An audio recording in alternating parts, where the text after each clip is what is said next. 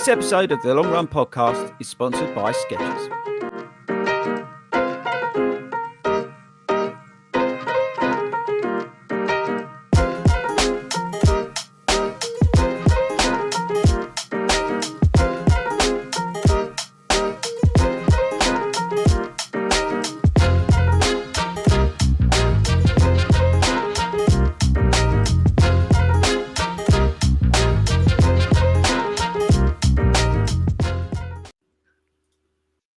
This episode. You'd think he's had a week's practice. He knew he was in charge. You'd think he'd know how to press the right button. Guess from the open who's in charge, and the fact that we're not on Facebook as well, you can tell who's in charge. So it's been a good start. Welcome along, everybody, to the Long Run Show live stream and podcast at 2 minutes past 7 this week because we've had a few technical issues. Toby is, he's doing his day job, so he's left Chris in charge again, and we're just going through a few teething problems, which means, unfortunately, at the moment we're not on Facebook. So hopefully people will be able to join us on YouTube or join us. We might be, Wilco. We might be. Hang on. Oh, hello. It's too late. I've told everyone we're not. I don't know whether we are. All the no idea. I don't think we are. If somebody's on Facebook, we ain't. If we are or not. We ain't. We're not. Well, sorry to disappoint you or anybody. Anyway, we're back. We'll do our best, despite these technical inefficiencies, to entertain, brighten up your Friday evening with a bit of running chat, along with, in association with the 40 Runs running community and our friends at Skechers, our lovely sponsors. Thanks very much. So Toby's not here, so that's the bad news. But the better news is that Sabrina's in again. We brought her back. She done so well last week. Hello. We got admin back to see you. How you doing, mate? Yeah, good. How are you? Good. I'm still recovering from that nice little trot we had out on Sunday. We had a lovely little 12 miles out from Broxbourne to Waltham Abbey. That was lovely as we prepare for Edinburgh, which is now only 9 days away. There we go. Yeah. Not far. Well, I think we're all suffering. Yeah, we're all looking at the weather forecast now, aren't we? I'm wondering what constitutes a moderate breeze. Oh, is that what they're saying? Scotland. I reckon it's probably, a force 10 gale. What is that what they're saying for the forecast? Yeah, about 14 degrees Celsius. Yeah. A moderate breeze. Yes. Get redirected to Glasgow, you're in trouble. That's a hurricane down on the coast. Well, particularly if I'm on a train. Yeah. That really would be a bit of a different. And Al's back fresh from his from conquering the Copenhagen Marathon last week. Fresh from sharing a bathroom with 12 other people. Yeah. In the Basin Hotel. My own suite tonight, so he's back. He's back in his own house with his own toilet. Now it can't get much better than that, can it? That own bed, own toilet, perfect. So we shall find out all about his experiences in wonderful, wonderful Copenhagen last week. I'm surprised he's not got a second overdraft after going there for a weekend. But we'll get that. We'll get all the news and views about that. And because we're only 9 days away from our marathon, we're going to be talking about Maranoia and race day prep. Yeah, race day prep. Because I don't know if anyone else saw it today. For us Edinburgh marathoners, and Al, you can give us some hints after doing Copenhagen last week. It doesn't necessarily have to be the marathon, but what are your race day rituals? What is your sort of race day prep? Let's even expand it out maybe to let's say you're onto the Saturday if you're running on the Sunday. So what are the sort of things that you do? So stick that in the comments. I know we've only got the YouTube stream live tonight, but stick them in there or email in at something. What was it? longrunshow@gmail.com. Hopefully, we might have time for a few more few more emails today. He said diving into his bag to find the emails. Yeah, hopefully he's got them somewhere. Otherwise, that'd be the third thing, wouldn't it? That's gone wrong today. I don't know. But yeah, so that's what we want to hear. We want to hear race day rituals. What do you do before a run, or what do you do leading up to a run, like 24 hours kind of thing? And also, like we said about Maranoia, who else has suffered from Maranoia, and ways to get over it. And I think we did a club run on what was it, Wednesday, and we was all talking about it, weren't we? Yeah. Oh, we're all in that stage of like heavy-legged, doubting yourself, knackered, and just groggy. You know what I mean? In terms I of can that empathise stage. with this, definitely. And hungry. And well, I'm always hungry, but hungry as well. Yeah, that's a good shout out. But yeah, and I think I said to you, didn't I? I said you've got to think about it. Your taper's like every day is like a week of your training. That's what you got to think, and work back from there. So that's what you got to think, that you're unwinding that position of being absolutely exhausted and getting back to a point where you're full of life and energy and ready to rip up 26.2 miles or whatever you're tapering for, whether it's half or whatever. So I don't know. We're all a bit this week. I don't know about anybody else, but just a bit.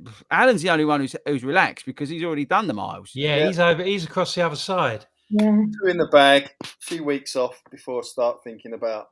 Yeah, I was going to say, Al, what are you going to do now, like for the next couple of weeks until you've got to pick up a plan or whatever? Well, I think the plan starts middle of June.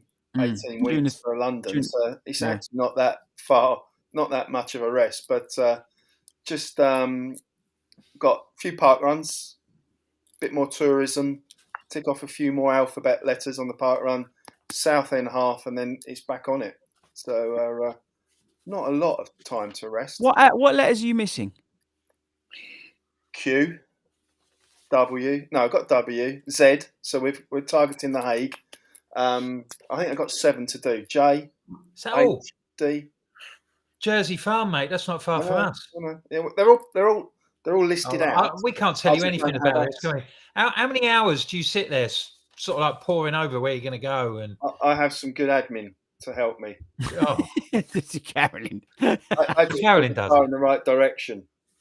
Yeah, no, I think that's a very smart idea. Have a Carolyn who's able to help. Everyone needs a Carolyn. D.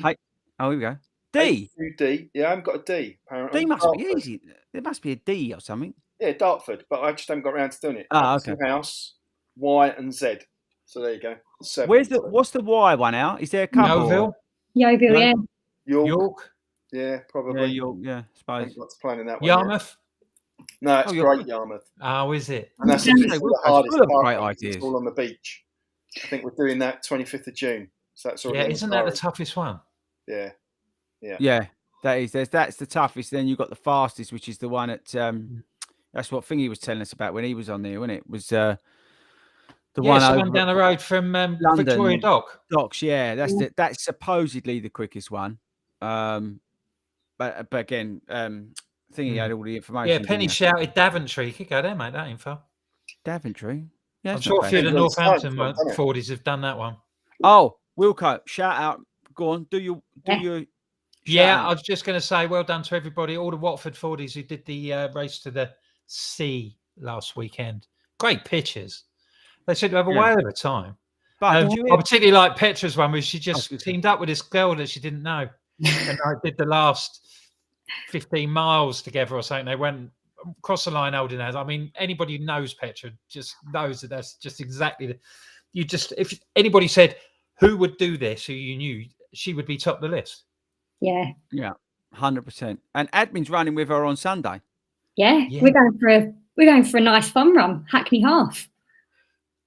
How would you qualify a fun run then, Sabs? Nice and easy. We're literally going for a nice chat for 2 hours. 30. We are. They're not. They say fun run, but it won't be fun when me and Si turn up. Our aim is to avoid Chris and Si for 13 miles, which shouldn't be hard. Is it? It's not very nice, is it? So what we did was, do you see that on Tuesday, Wilco? We gave her a taste of what's coming. We just ran with her and chatted in her ears, both ears. Well, I didn't see. We did this exercise where we were doing laps and one in pairs, and one of us was going one way and one was going in the other. And when you crossed over, you sort of like you went sort of in your tempo pace until you caught up again, and then you slowed down when you crossed over all the time. And consequently, we must have been running in the same direction because I didn't see you all night. Yeah, it was weird. I thought, where are they gone? Yeah, I thought you'd gone off in sort of like, I don't know, on some sort of scouting mission to find some terrible Could have hill been. or something like We that. actually thought we'd lost John at one point. I stopped Tobe. I said, Tobe, I'm really worried. Where's John? Because so it was something, and I would recommend the session actually. If anybody's looking for something, if you can get one or two mates together and basically, and you can do it on a track, it's a really good one. So one of you're continuously running, but as you come up to each other, you change your pace. So one's running easy, the other one's running hard. So start opposite sides of the track or whatever, the park or whatever it is.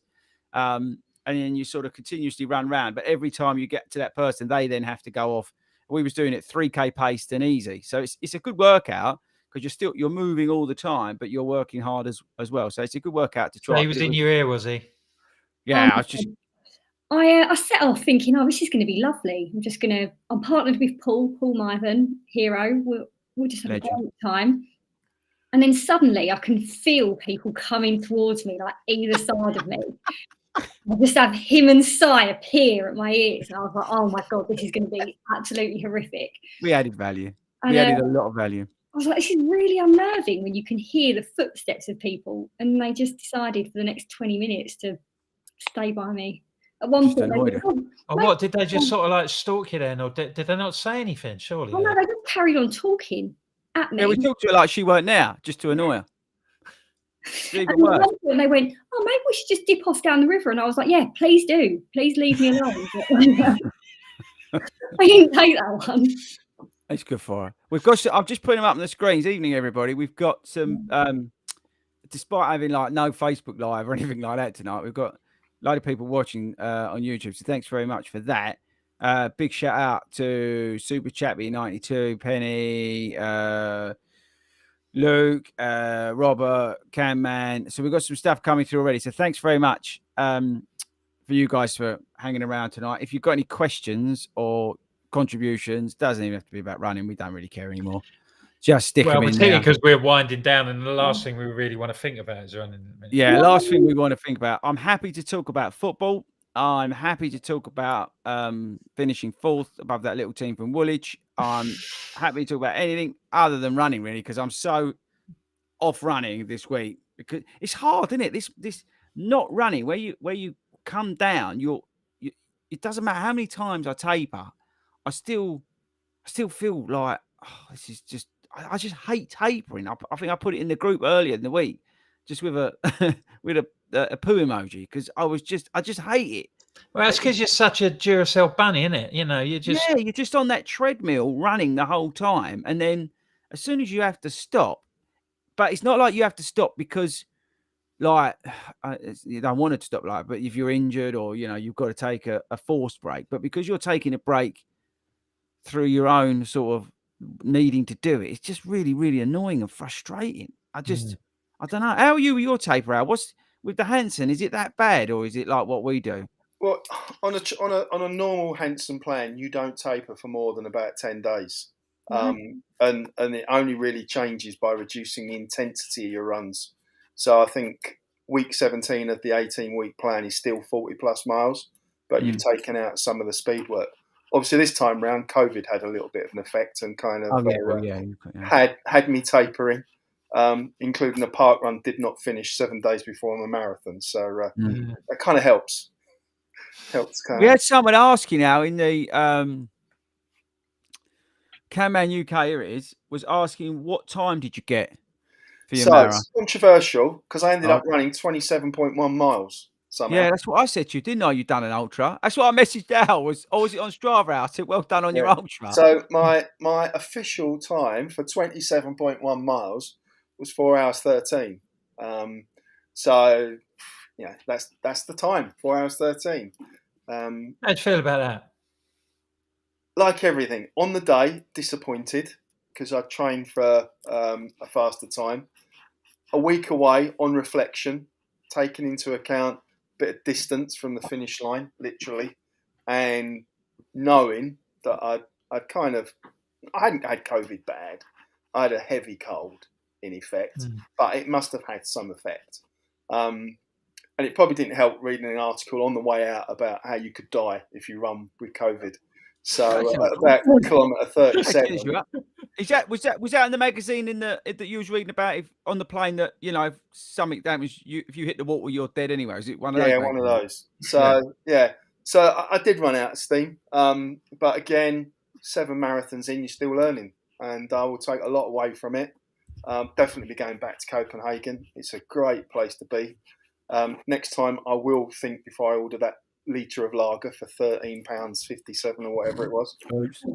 But it's not that much more expensive than London, I'm guessing. I don't go out very often. I think it is. I don't go out very often. So, no, it was a really good course. It is super fast, as you'll know from watching Benny's runnings video. Yeah. Watching mine now looks like I'm running in slow motion in comparison. But he's my hero. Big shout out, Ben. If you're not seeing his channel and just what he's done on Instagram, just go and have a look. It's just insane. First marathon, 2:28 when it. And he's had the tat already. Oh yeah, what a legend! I mean, it's just hardcore. Friend of the show.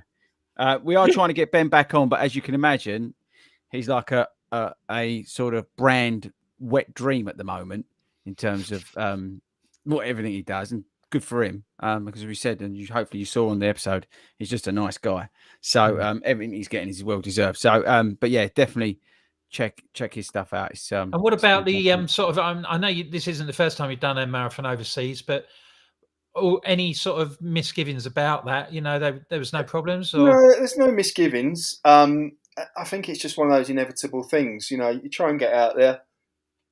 What I like to do, and I've done it every time I've done the marathon now, is get out and see the start and finish if I can, just to get familiar. Going to London, being a London boy, you kind of know roughly where you're going to get to, and then you're just dealing with where the TfL is cocking it up for you. But getting out there, finding the start, finding the finish, I think it's inevitable that, you go out with the intention of trying to rest up, but you want to be a tourist as well. So 25,000 steps a day before a marathon probably isn't ideal, but it is what it is. And I think that's part of the fun of running abroad. It is different, and therefore it's challenging you in different ways. I've got a question for you, Al. Yeah. And it's slightly unrelated, but it's on the... who was I talking to about this? When's the Berlin? When do you have to put in for that? The ballot for 2022 was revealed in January. I think you put in November, December. They reveal in January, and then you'll go off in September. So it will be the end of this year that you're going for Berlin for next year? End of this year for 2023, yeah. I thought you were going to ask me about Say Sky. They were quite popular on the course. What, who were? Say Sky. All their florals. So, see, I told you I'm a trendsetter. Not That's what it is. Mrs. Ford hates it, but I love it. So do you fancy Berlin then, mate? Do you fancy go? Because it's nice and flat, and you don't want to go up any hills or anything. Yeah, I just, I don't know. I don't remember who I was talking to, but it was just like thinking a little bit further ahead. Realistically, London in October, it's probably going to be the last time I do London if I don't get ballot, which is unlikely, right? So after that, you've got to be thinking, okay, how does the following year look in terms of marathons, and where do you want to spend your money in terms of going to? So by putting that in the mix, it just gives me something to think about. Everybody I've ever known who's gone in for Berlin seems to get a place. I don't know whether that's BS or not. But yeah, so anyway, I fancy having a crack at that one and seeing what happens. Words of advice: the finish is not the Brandenburg Gate. So you run through. Yeah, that's all right. I don't care about it. Thinking you're nearly done, you've still got about a quarter of a mile to go. Because I sprechen the old Deutsch and all that, I reckon I'd get on all right over there. Oh, do you? Yeah, I've got the lingo. Yeah. How many podcast followers you got in Germany? Oh, we got millions. We are the biggest running podcast in Germany. It's true. It's not. I've not checked, but now you said that, I am now going to look at how many people are. I don't know how many. And while we do that, Al, we've got some questions coming, and I think firstly you can answer or be answering one of them while I look that up, which is T Run 31 is pacing the not 10K this Sunday. Good luck to anybody who's running that this weekend. First time being a pacer. Al, you've got pacing experience. Help him or her out. Go for it. Okay. Don't get too excited too early. That was the mistake I made when I paced. I was all in for trying to encourage the crowd, to encourage the runners, and I got too excited. and I paid for it later on in the race. So go steady.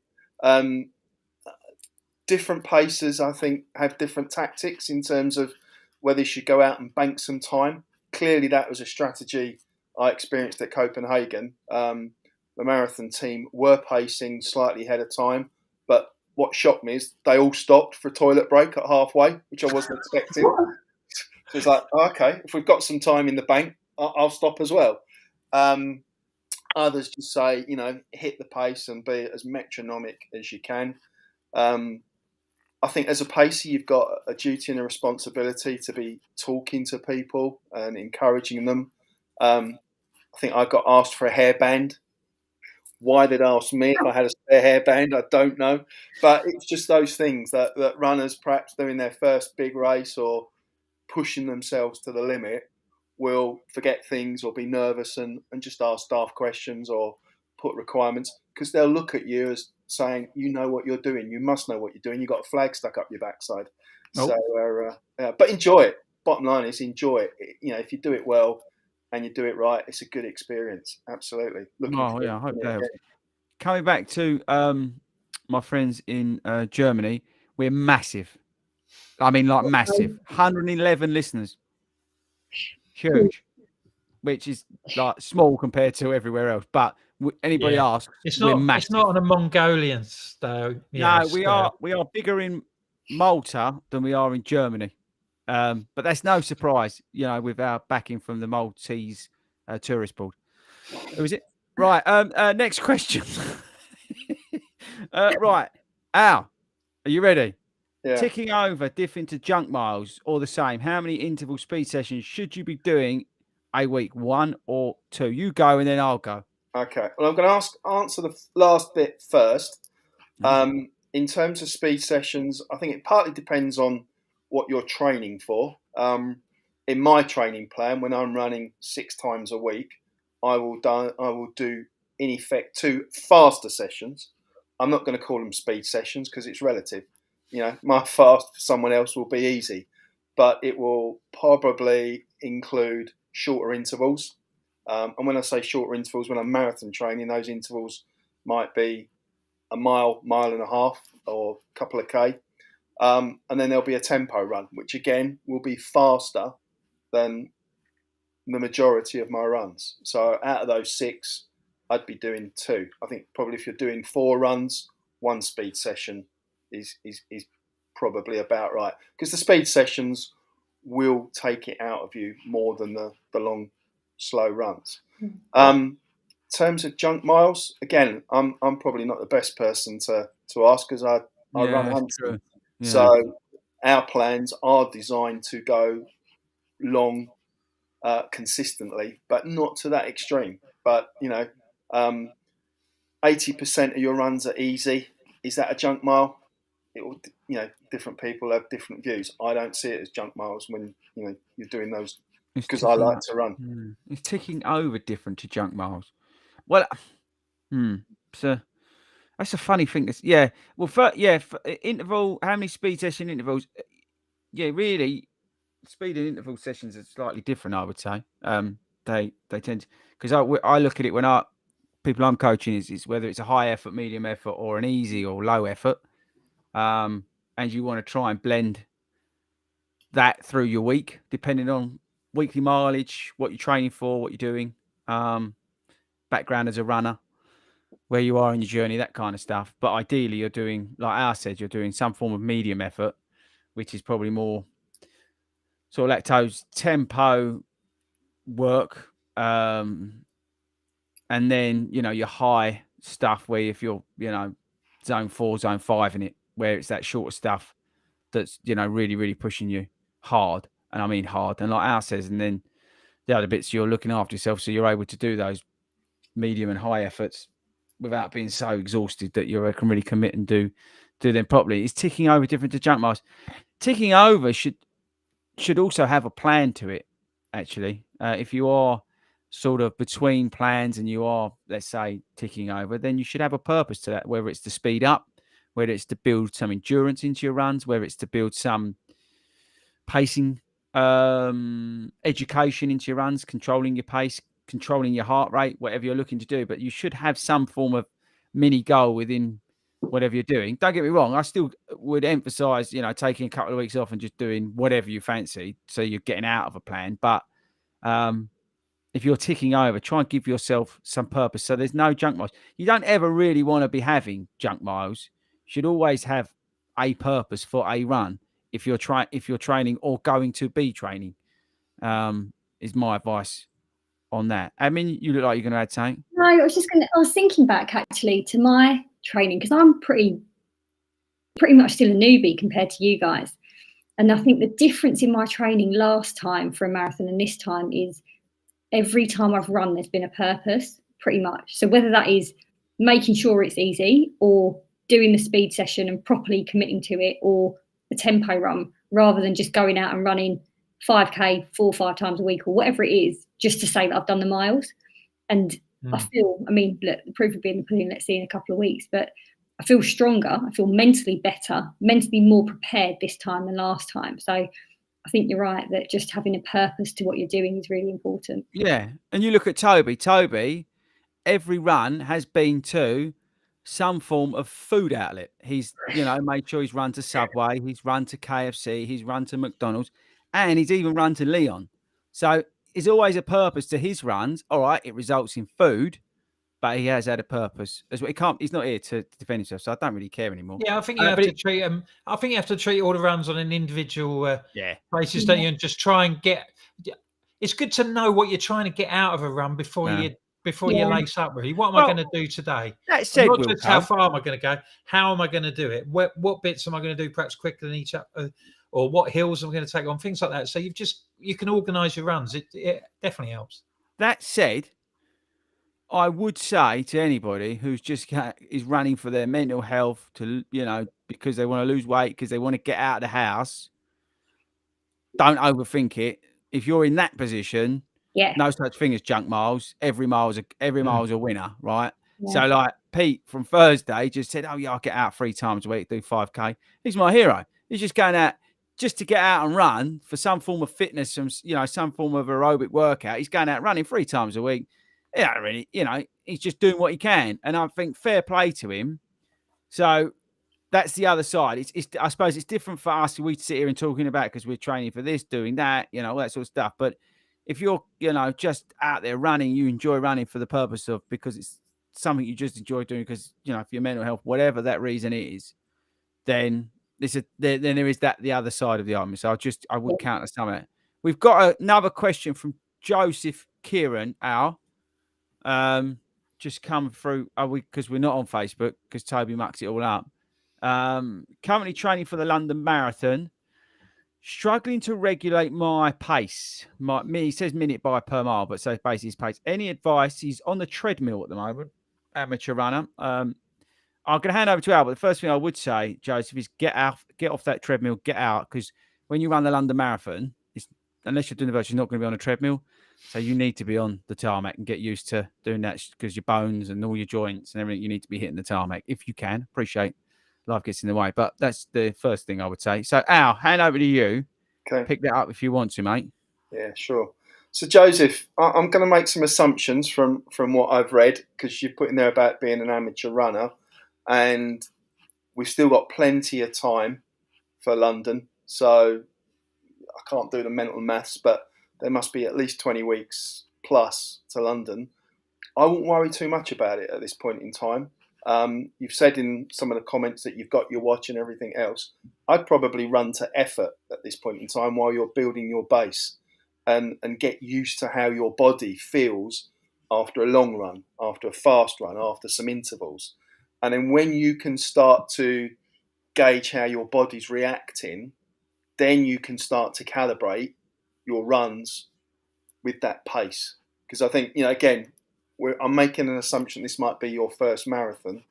First objective should be to finish and to enjoy it, and not put too much pressure on yourself 100%. By creating a time based on whatever you think or however well you think your training's gone.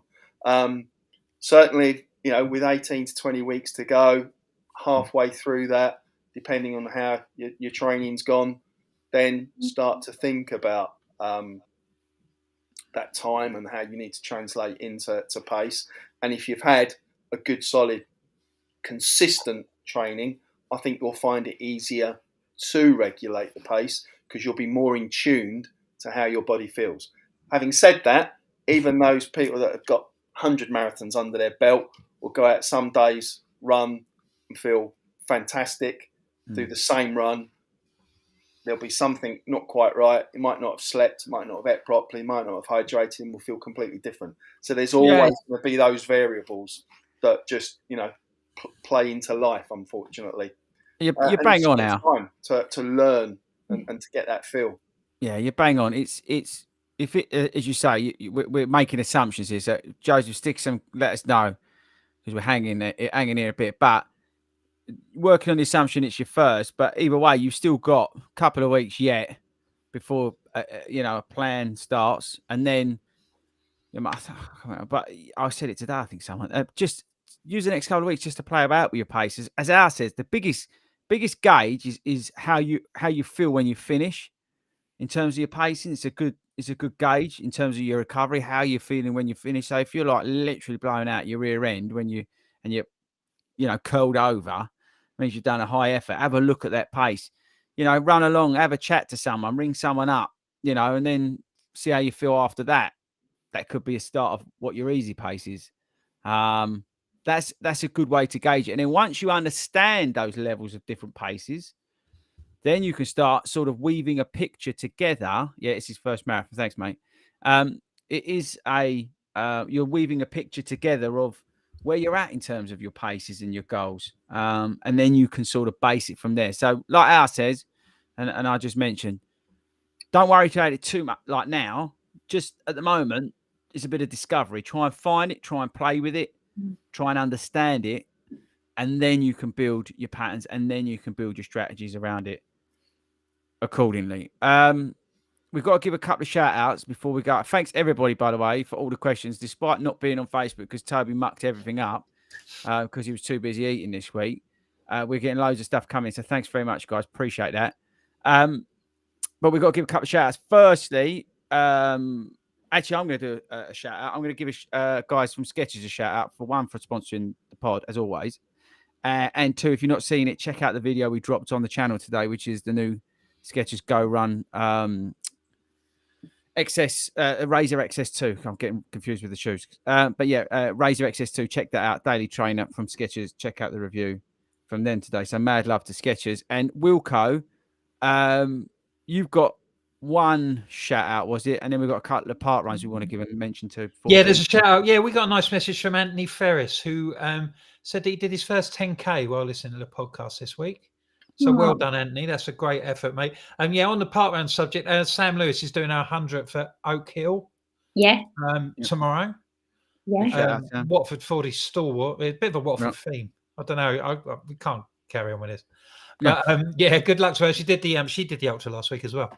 So yeah, she's doing her 100th as well. And Sabs, didn't we have something else? One, that we saw on Facebook, which is Kirsten Smith, is doing her 250th in Tunbridge this weekend. So that's hardcore. Yeah. So if you've got a park run landmark coming up, or you've just smashed your PB or something, just drop it in the comments or send us an email and we'll give you a shout out. What's your email though, Wilco?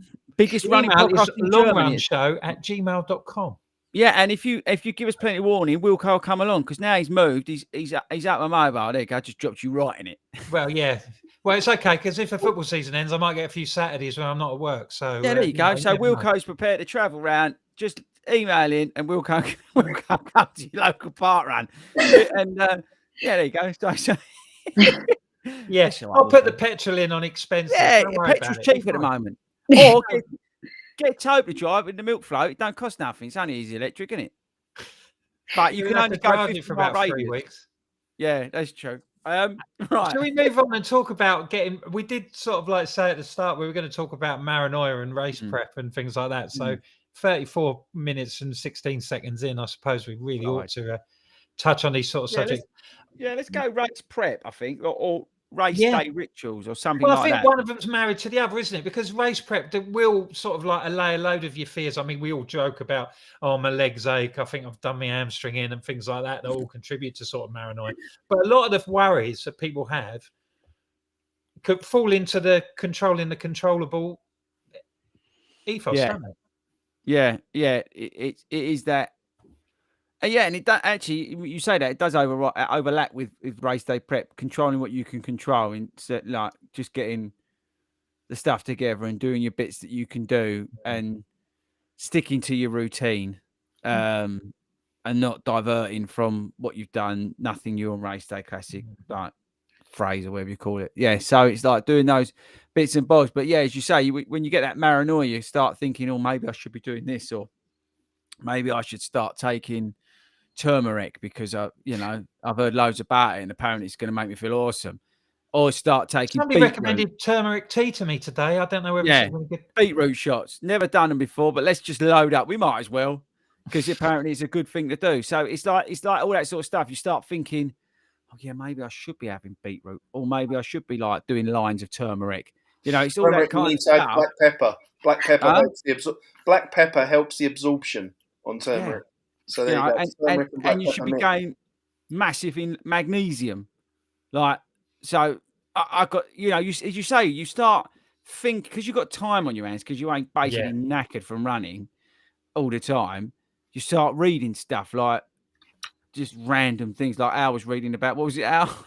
How you can die from COVID if you're how you can die from COVID. Can kill you if you've just had COVID. Yeah. So you do. You I think we all naturally do, but you've just got to ignore it in a way, and especially if this is not your first rodeo. You do need to remember what you've done before. All right, it might have been the wrong thing to do, but learn from whatever you did before and say, actually, last time I did, I was all right, cock up, and this time I'm going to do it better, because I'm not going to go and do that, eat all that beetroot or whatever. So yeah, there's plenty of things. It's got to be a desperate situation. If I'm eating beetroot, I really am in trouble. Have you ever tried it? Have you ever? I bet Al's done it. The beetroot. I've had 1 or 2 shots of beetroot. It's not my go-to, to be fair. No, it turns the let's call it byproduct, because we keep it clean, a funny colour allegedly. Al, got any feedback on that? Yeah, pretty much. Long run show exclusive there. Oh yeah, I was just going to say email in a sample, whatever it was. No, let's not go down that road. Let's not do that. Family show. Yeah, family show. Keep it. So the thing is, Sabrina, that we're talking about preparation and things like. Me and yourself, we're sort of like a bit polar opposite about what's going on next week, aren't they? You're all over this, and I know I've got to get on a train at 8:00 on Saturday morning, and that's about it. Oh yeah, whereas I've got my list going for what I need to pack, to the point of what I'm wearing to travel in, what I'm taking with me for Saturday night, what I'm wearing on Sunday for the race, what I'm packing to wear home, what I need to buy when I get to Edinburgh, because I need to get my breakfast for the next day. I'm not putting that down to me remembering X, Y, and Z. So I've got 2 lists on my phone to do, like, I can tick off. So is this the first time that you've sort of like gone away for a race? Yeah. So I've always that's what it is. That's what she's not a pro like Al. No. I've only ever done races local or London. I don't think I've gone out. Like I said, I've only been running 2.5 years, and half of that was in COVID. So there was no. Yeah, that's true. Races. That's a good point. Actually, that is a really, really good point. You think, right? Last 2 and a bit years, like all these new runners who started, you're not seasoned veterans like Alan over there. They've just come in. They don't know the wonders, and I'm not taking the mickey now, of what Al explored at the weekend, right? And going out and doing races abroad and in other parts of the country, because we've all been locked down and not been able to do nothing. So I didn't know peanut butter counts as a paste when you go through customs. So I lost my peanut butter. But you're right. I then had to go out. You should have walked out for a suitcase and not been such a tight so-and-so, and then you wouldn't have the problem, would you? That's your own fault. But yeah, it is a good point. No, and I think there's going to be people who are doing Edinburgh this weekend, or what other far-flung races like out did Copenhagen, that are new to this game in terms of traveling. It's going to be great in September. Get my brain in gear. When all the newbies who started running in lockdown are going to end up in the Great North Run and experience that, for example. The traveling up to that, or traveling down wherever you're coming, or flying in, maybe meeting us. Yeah, meeting us, especially Wilco. Long show at something.com. And they're going to be coming in And they're gonna experience that for the first time, as you say. You've got all those worries, you've got all those different things about thinking about. Right, I've got to eat the night before. Where the hell am I going to eat? Okay, what am I going to do? Like you said, admin, about my breakfast. Where am I going to get my breakfast from? All that sort of stuff that people never. They took up jogging. Remember, it was jogging back then. They took up jogging in lockdown. Got into it, got addicted like us four, and then carried it on, which is awesome. But you know, there's still all these amazing things to explore and do, but you do have to think about all these other issues. Is this level of organisation, Sabs, different to anything else in your life, though? You always do you like to be in control in this sort of manner? Do you don't like to leave things? No, I like to control what I can control. There's things that we can't control, right? So looking at the weather, we can't control what it's going to do.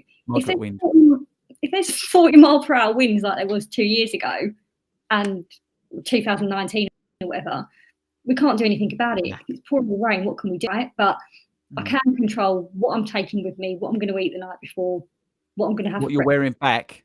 Yeah. Yeah. Your medal, mate. That's what you're wearing back. You know, Toby's outfit choice to travel back is not going to be. Don't get me started. What are you going to wear after 26 miles and getting on a flight? Yeah, that's the point. Let's okay. All right, Al. What did you wear back on the plane after your marathon?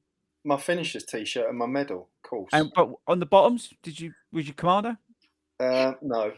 No. So what did you have on? The starter came back Monday, so I had a chance to recover. Had a wash and freshen up. Tracky bottoms. Yeah, right. Okay, fair play. On the foot, was you closed shoes or? No. It was my casual ons, not my running ons. Yeah, but then it was the day after, so all right, Wilco. What would you put on and travel back in? I'll be travelling back the day north, so I'll just have my normal clothes. So what? Not the stuff I wear at weekends. No. So I think on the day though, like our. All right, I tell you what. But also, what was good, I can't remember who it was who gave me the tip for flip flops. Wear a pair of flip flops after a marathon. So I'd travel back in them. In fact, I'll take as soon as I've finished and I've picked my bag up, I've got them in my drop bag. That's it. I'll put them on. Yeah. So Speedgo is coming back. Jeans, shoes, and a shirt. Is he off out? It must be out. He must be going to South London or something. Christ knows what he's up to. But he's coming back, he reckons, in that. Because that's all he wears. And this is you flying back Sunday night, isn't it? Yeah.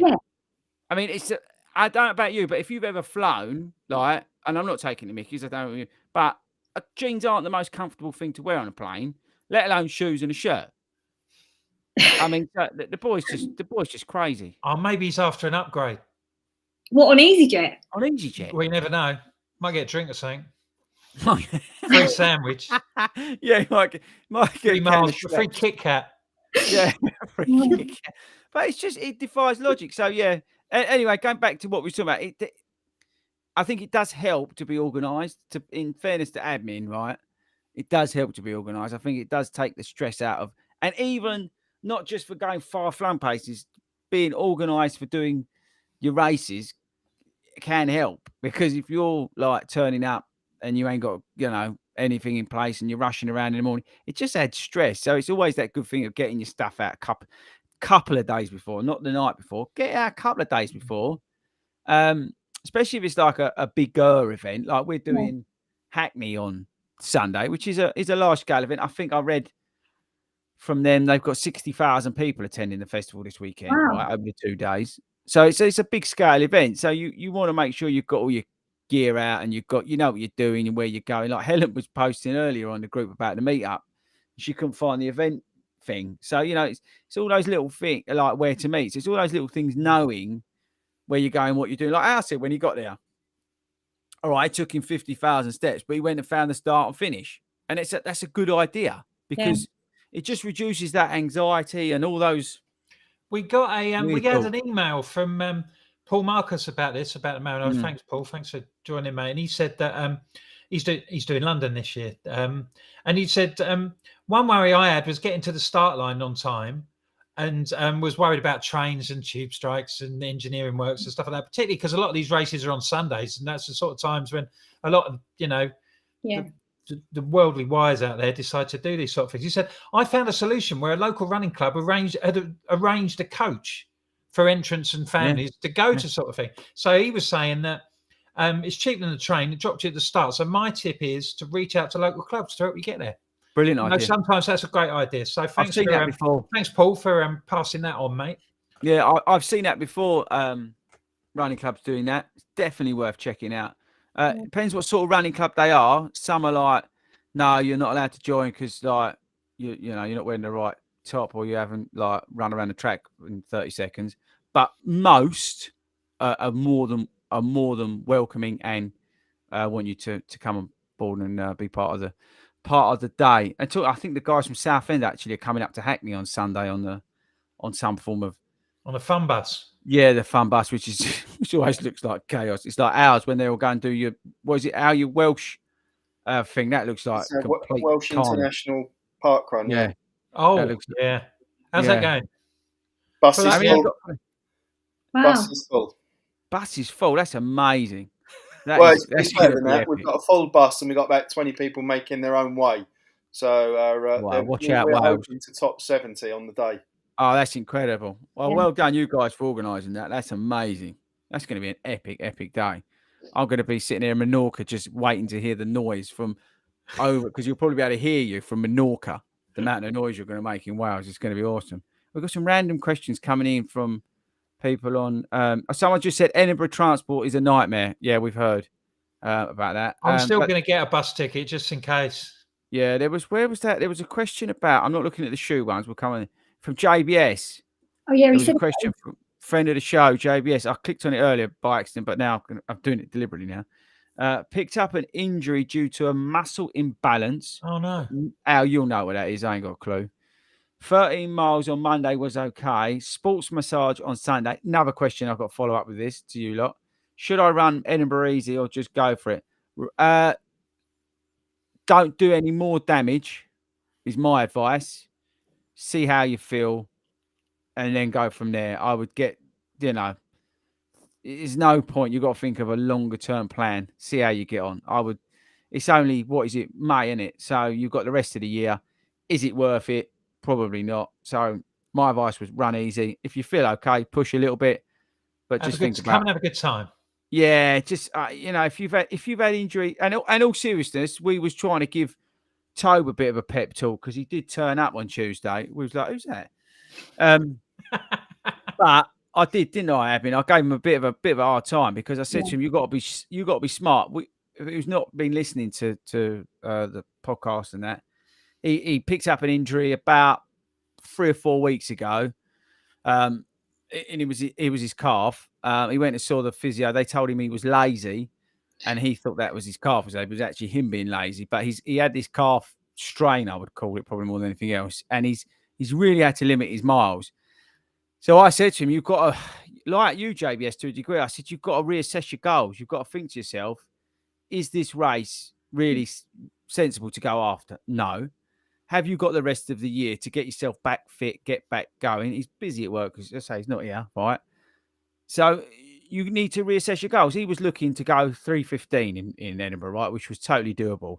And I think if he ate properly and trained well, he'd probably go down closer to 3 because he's one of those annoying people who can just run. But I told him now to say, look, just run with us. And enjoy that to a degree. All right, yes, I will be talking to him for, that'll make him speed up.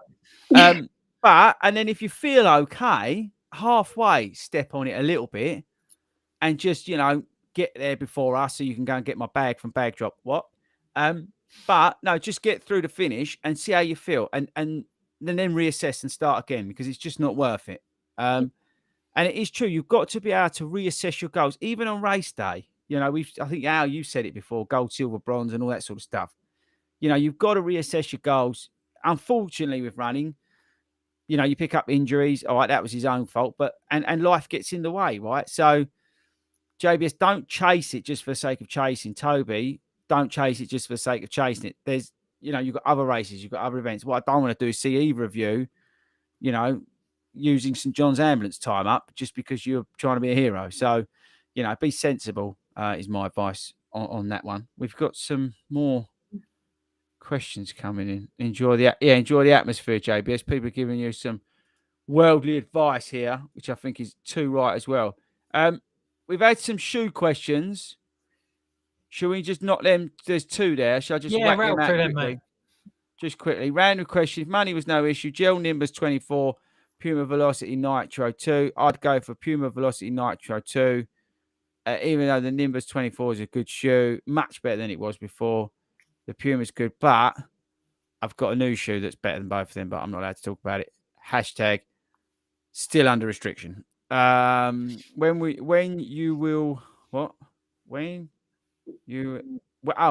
I release the Glide Ride 3 review? No comment, Your Honour. Soon. Got to go, JBS. Enjoy your running. Yes. So what's the best Hokers out? You're the Hoker man. Firstly, can I just say big love to Hoka? Because the Tecton X, their trail shoe, is awesome. If you want a trail shoe and you have them and you're like loaded, maybe you just 184 million quid on the Euro Millions, you can get 6 or 7 pairs. But the Tecton X is an incredible trail shoe. Not hardcore trail as in like, you know, all those rocks and stuff like that. But like we do up and down the tow paths where it's a bit lumpy. I'm up and down the fields now because all the paths and that are opened up because of where it's dried out. So you can zip off the river and do some stuff around the Lee Valley. They are incredible. So I personally would go Tecton X. Al, anything on the Hokers? Because I sent you a link, didn't I, today to the Mac 5s? Yeah, so I'm not wearing Hokers for race day in terms of any carbon plated. So I can't comment on the Rockets and the Carbon X3s, I think, which is the latest edition. They're terrible. I've seen a review that's similar to that. I have got the Mac 4s, which I really enjoy. Good, consistent, everyday shoe that can do a bit of everything. I've also trained in the Bondi X, which have got a carbon plate but are super cushioned, and I'm not sure what their purpose is. Perhaps they do make some of the slower runs a little easier. But they're just such a big shoe in terms of their profile that I think if you run quite narrow, you could find yourself catching your feet. But if I had to choose one pair, I'd probably go Mac 4s at the moment. But I've just remembered, Al, we converted a young friend up the top there, Gandalf himself. We turned him over from 1987. He's now back in 2022 with his Arise. Yeah. How are you getting on with your Hokers, Wilco? Yeah, they're all right, mate. Yeah, they're a bit lighter than the other one, so that's nice. And that's what I wanted. It's like comparing somebody wearing a house on their shoe to wearing a piece of paper on their shoe. Brooks. That's what I wanted, because that's what I found. That was my experience when I did my other marathon at Yorkshire.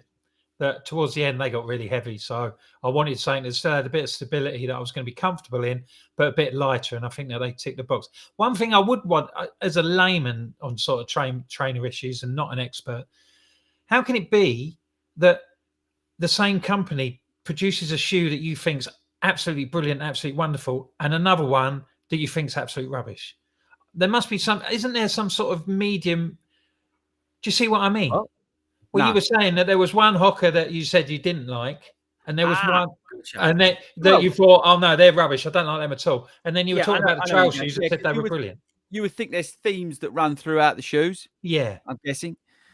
Hoka a bit, okay. So Hoka have different ranges within their range, if that makes any sense. So they are, what's the best way to describe it? The midsoles have got different setups. So you've got Pro Fly, you've got Pro Fly Plus, basically the different sort, and you've got a Lava Lab EVA. The geometries are different, the outsoles are different, but most importantly, I think people underestimate it, the uppers are different. So like the Hoka Carbon X had a reasonable upper on it last year, and then this year they basically put a woolly jumper over the top of it, and it's just so badly fitting, gives you no support at the top of the shoe. So if you're in a shoe that's, you're going to be running relatively well in, you want some support from the upper as well, and that thing's just like a big jumper that you've got, and it's hot and it's just so badly fitting. So yes, you would think that theme would run through some shoes, but it doesn't necessarily. It depends on within the family where they sit. So that, and I suppose you've got sort of like, I would imagine you've got different development teams and working on different areas within the company, so they're going to come up with different ideas and different conclusions. Yeah, you've got the department in Nike who says we're just going to put out rubbish shoes that we know people are going to buy because we're Nike. And then you've got the department that go, I'm going to make an Alpha Fly and a Next Percent. And there's like nothing in the middle. And then you've got the guys at Hoka who sit there and go, I know what we're going to do. We're going to come up with 1,000 different types of shoes and we're going to sell them because we're going to make as much money as we can with a scattergun approach. Again, it works, right? So it depends how they do it. And then you've got people who are a bit more thoughtful about the process and come together and go, actually, that's a shoe for then, that's a shoe for then, and that sort of stuff. And they try and run those sort of themes through the shoes. In fairness to Adidas, they probably do it as good as anybody out there in terms of running the themes through the shoes. You know pretty much what you get with certain types of Adidas shoes versus some of the others. Right, never rated Hoka. Yeah, but I think they've had a good year. Can you recommend me a high cushion shoe for fat slugs? Wait for the Glide Ride 3. I'm not going to say any more than that, but wait for the Glide Ride 3. Right. Yeah, go because sorry, Matt. While we were talking about trainers, we did have an email about trainer rotation. Really? Here we go. Yeah, it's from Poker 2776. Thanks for getting in touch. Hi guys. Affordability means that I only ever have one pair of shoes at a time, and when they need replacing, I get a new pair. However, due to use the same pair I tend to use the same pair for everything. Right now, I have Saucony Endorphin Speed 2s. Use them for a 5K PB a few weeks ago. I run every. He says, "Is this okay having the same pair of trainers for everything, or would it be better trying to get 3 or 4 pairs and rotating them?" I always well, firstly, I don't know your weekly mileage. I don't know you as a runner, but let's say you're an everyday runner like us, and you're running 3 or 4 times a week, and maybe you're training for something. I would say yes.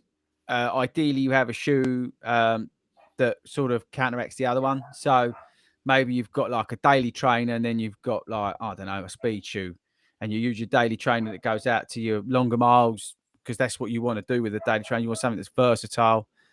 And then you've got a speedier, lighter shoe that you can use on your speed workouts and then maybe chuck in on a race day. So, I don't know, not necessarily if it's a marathon, but if you're doing 10Ks half, something that sort of crosses over like the Speed 2, good example.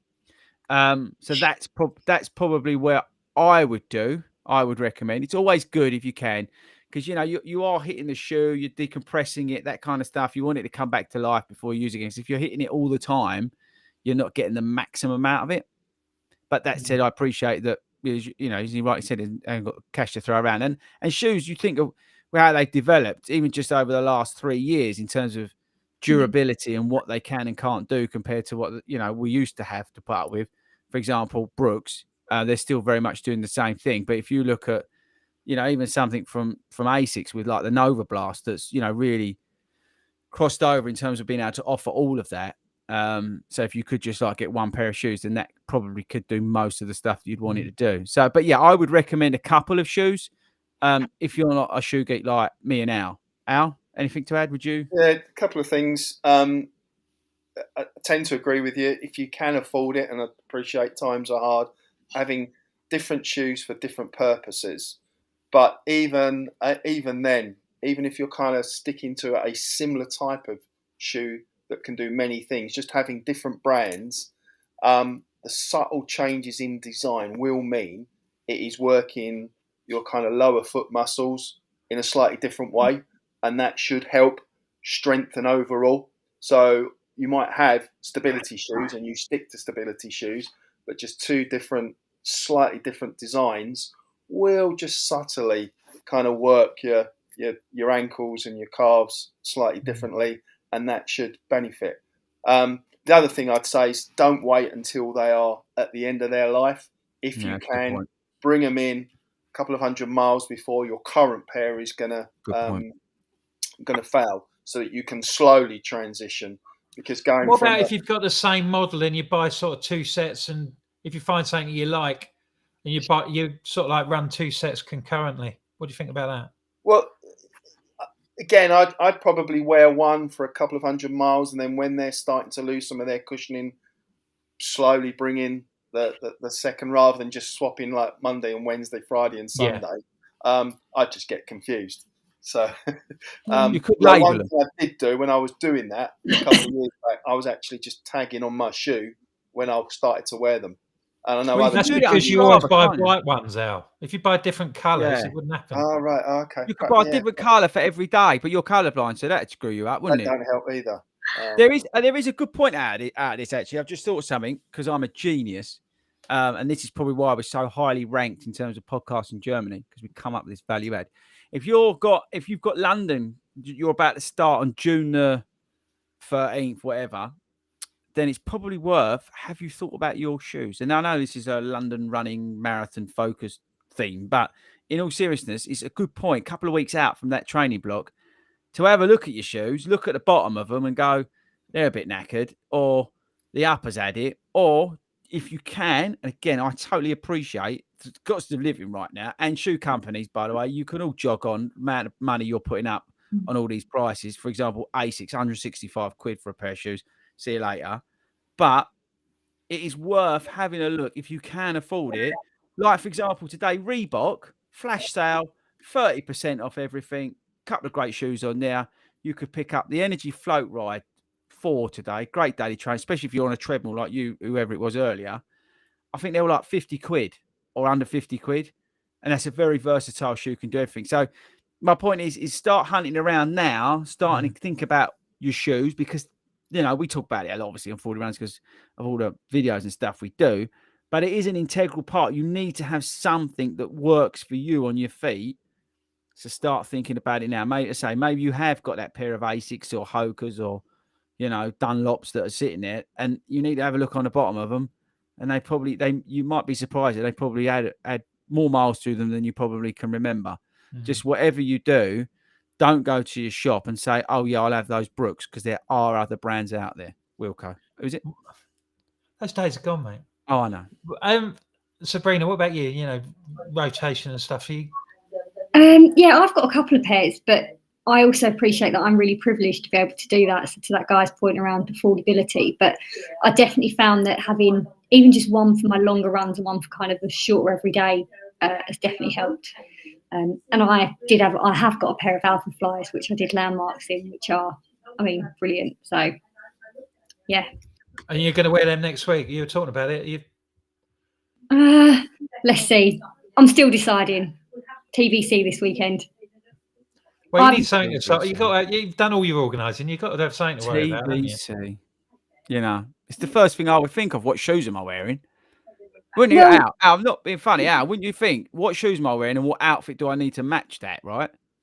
Well, there's the matching outfit, but also if you've got limits on your luggage, like I had, you've got one and only. You know, it's the all or nothing decision. Yeah, you can't leave it till the last minute. You've got to do it before you get the standstill. This is the thing, admin. You've got to think about. We'll talk about it in the car on Sunday.